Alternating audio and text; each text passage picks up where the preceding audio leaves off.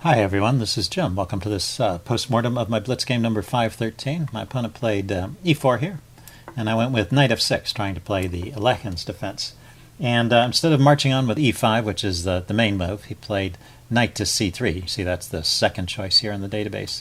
So knight to c3 just defends the pawn, kind of a logical way to play.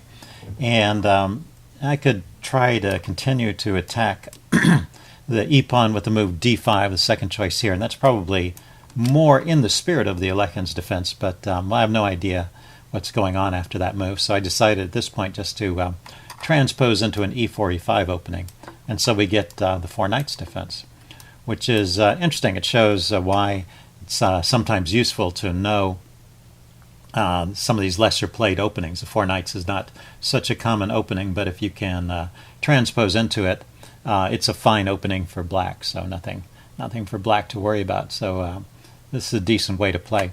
Anyway, he chooses to go with the Scotch four knights, the d4 move. He could have played bishop b5, the Spanish four knights. That's really the main choice, and I'm about to do a video on that shortly in the opening basics series. Anyway, he played d4, and I took the main move and takes back. And now I went bishop c5, which is how I play in the Scotch game. It's a little more accurate here to play bishop to b4. So compared to the Scotch game, what's different is these two knights. He's played knight c3 and I've played knight f6. And that has a couple of consequences, and this is the first one. When I play bishop b4 in the Scotch game, then he always has the move c3 to kick the bishop back, which is playable. That's a line that Chess Explained plays. But here he doesn't have that option, so you just get this pin on the knight, and he has to deal with that. So probably the best way to play. But bishop c5 is not bad. And then right here, this is the second difference. He can take the knight off, and then in the regular Scotch game, you have the intermediate move, queen to f6, with the queen and the bishop coordinating on f2 there. So it gains a tempo for black, and then after he defends, then you can take the knight either with the pawn or the queen. And here that option doesn't exist, so if he takes the knight here, I would take back with the pawn, probably the b pawn. But anyway, he defended with bishop e3, also a fine way to play. And I just dropped my bishop back to b6, and we're out of the opening book at this point. He went bishop c4. He could still take on c6, but this is not bad, I think. I castle. Right here is the mistake, or the first mistake. There's actually quite a few in this game from both sides. He pushes on with e5. He can play a move like e5, but he has to precede it with knight takes c6. So, for example, knight takes c6 here. I take back. Then he plays e5. And I have to remember the move d5. It's important to not just allow this knight to be chased away. It doesn't have many good squares to go to. This knight and bishop are covering the center squares here. So d5, the counterattack on the bishop, is the way to play. The engine was suggesting knight e8. Yeah, I guess that's playable too. But I think d5 is a more active way to play. Anyway, as long as I kept that in mind, black would still have a fine game here. But the way he played it after e5, I'm just up a pawn. And not only that, his pieces, without that pawn in the center, his pieces are a little bit vulnerable to attacks from my pawns. So anyway, he dropped his bishop back to b3 immediately. It was under attack from the knight.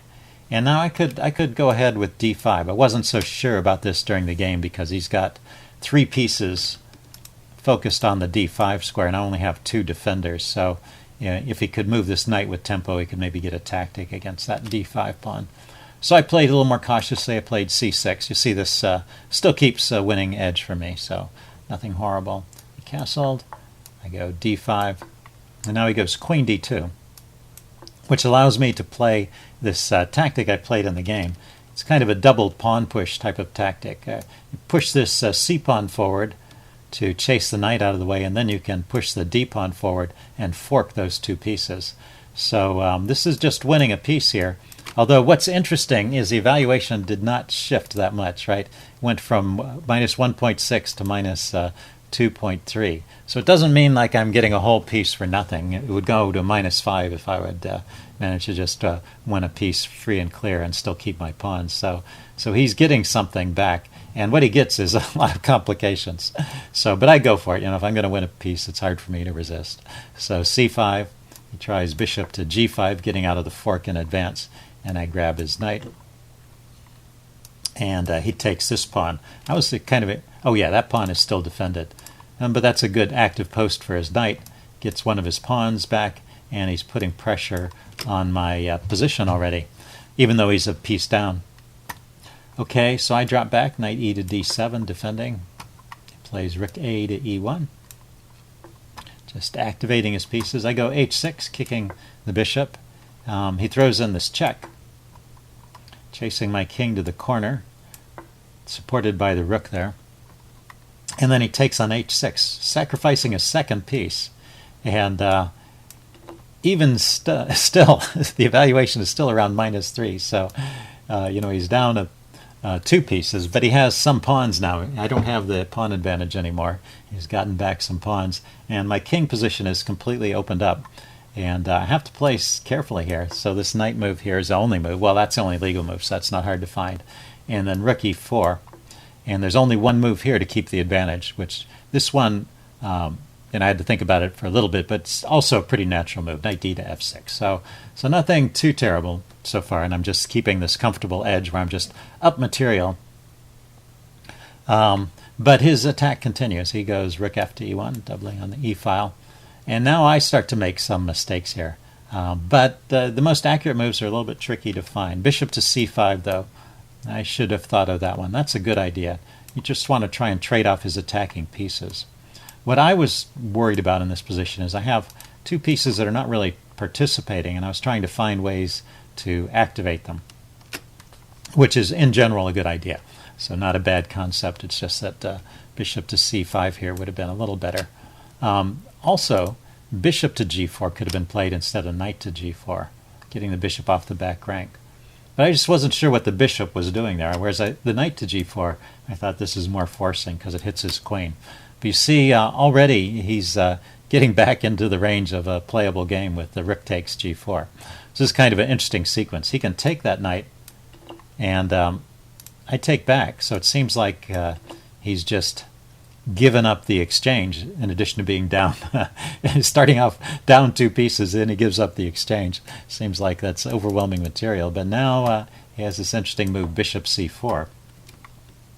And the threat is bishop to d3, just checkmating me on this light diagonal. And this is a hard piece to defend. Let's see, if I were to play a move like f5, for example, it seems kind of natural. I want to try and lift my, my rook up to guard the knight.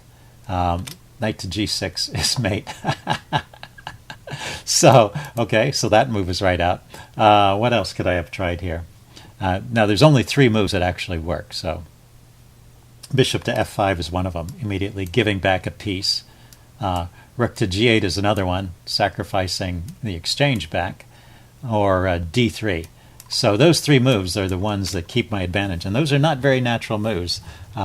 Other moves I might have tried, like if I try to bring the rook into the game, or this move here, bishop to c5, which was good in the previous position. This is now losing to bishop to d3. I can't get my pieces here fast enough to stop the mate. I can play f5, but then there's this knight g6 check. It's not mate at the moment, but it's I have to give up material at this point. And yeah, it looks like that's going to be mate eventually. So tricky business here. After rook takes g4 would have been a good try for white. He went queen h5. And now I make a second mistake here. But once again, it's not so easy to find the most accurate moves. d3 is the top choice, which I eventually hit on this idea of playing d3. Another idea is bishop a5, hitting his rook. Not it's one of those moves that doesn't seem like it's very relevant to the position. Not one I would find. Or queen c7. So yeah, I had the idea of getting my queen off the back rank and activating it. But now he can pretty much equalize by just grabbing the bishop here and then grabbing the knight. So that's what he should do. He should play knight takes bishop, and then I take back, and then he takes. And if we count the material, let's see, I have 2 rooks and 2 pieces, and he has 2 rooks and 1 piece. Yeah, so I'm a piece up, but he has a couple pawns for the piece now, and he's still attacking. So this is a decent compensation, and my only way to keep an edge now is the move d3. So anyway, that would have been interesting. He played rook takes g4, so just taking in the wrong order again. Bishop takes g4, and queen takes g4, and now rook a to e8. I finally am starting to breathe a little easier. I'm getting my last piece into the game. Let's see, he goes queen h4 here. And now I push on with d3. So I was thinking, yeah, I can maybe get onto this diagonal and threaten over here, or this pawn could come forward and threaten the rook, or I can take here and threaten the queen. So a lot of ideas with that pawn move, and this knight is still adequately defended, which is kind of annoying. I couldn't seem to find a way to win that knight. He plays rook to e6. Cancel that. Rook to e6, hitting my queen. And I can get away with just taking the pawn here, or taking the knight. Taking the knight is interesting, because there is a weakness in his camp with the back rank. So after rook takes knight, he can't take my queen. I can mate him. So that would have been an interesting way to play. I wasn't sure about f takes, because it's opening up some more lines around my king. So I decided to give material back and simplify. So I take here, bishop takes. I think I was under the misconception that I was going to get this knight back in any case. But his queen's protecting the knight. So giving up this exchange here is just a bad idea. And now, what's the best way to play this? D takes c2 is a little more accurate, but f takes e6 is still winning. So I do have a rook and 2 pieces against a queen. And he has some pawns, but because of his king position here, I have some chances. So let's see. So he grabbed the d pawn. I played bishop takes f2 check. That was the right move. And then he went to the corner. And so right here, I spot a tactic, and I don't play it the best way. So if you want to pause the video here and think about the tactic, this is kind of an interesting position. Okay, this tactic illustrates what I call the rule of 2. So the basic idea of the tactic is I want to clear this file for the rook to come down and deliver checkmate. And so I want to move the bishop with tempo, and the way I can move the bishop with tempo is I can attack his queen. And there's 2 squares that I can attack his queen from. I can attack from c5 and I can attack from h4. So that's the rule of 2. There's 2 ways the bishop has of attacking the queen. And the rule of 2 applies to a lot of pieces. It applies to rooks and knights as well as bishops, and sometimes to queens, although queens often have many more moves than 2. But it's a handy rule to keep in mind if you're trying to optimize your tactics and find the best move. So bishop to h4 is just clearly better than bishop to c5, and the reason why you can see from the game. After he takes back on c5, his queen can reach the g1 square, whereas if I take on h4, he can't do anything about it. He has to go to c5 anyway. And yeah, and I don't give up the bishop in that line. So I'm giving up a piece here for no reason, basically. And this is how the game went. And his queen comes back here. And so now we go into this endgame, which is not so clear. And in fact, he may have chances to hold it. I got lucky that he gave me another pawn here after a few moves. Let's see, he's coming forward with his king. This is all good. Yeah, it's this next move here, g4 check. He needs to bring his king up first and then play g4 and push me back. And he may have chances of holding this. I guess no, he could play king to f3. That's an okay move. But I'm going to take this pawn, so maybe he should defend it first and then play king to f3. Anyway, yeah, I am attacking those pawns, and he gives one away. And then now this is pretty easy. He can't even defend this pawn, and the knight and the king will be able to mop up those pawns, and I'll queen one of these guys. So easy win from there. Anyway, I hope you guys enjoyed this video. Kind of an interesting game. So leave any comments you have in the section below, and I will see you again soon.